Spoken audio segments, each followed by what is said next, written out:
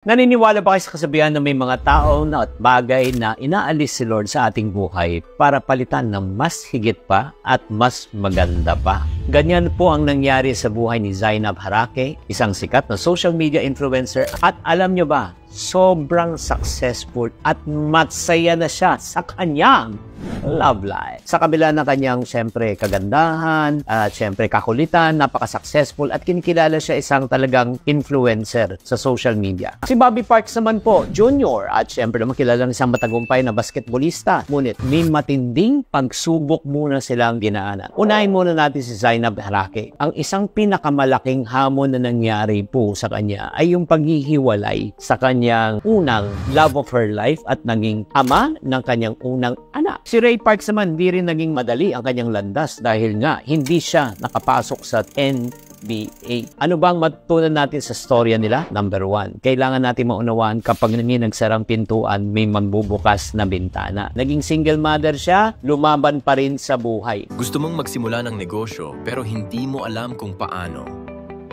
Don't worry, hindi ka nag-iisa. Kaya nga meron tayong My Negosyo Diary and My Ipon Diary. Step by step ang gabay. Practical ang tips. Perfect para sa mga baguhan. Simulan mo na.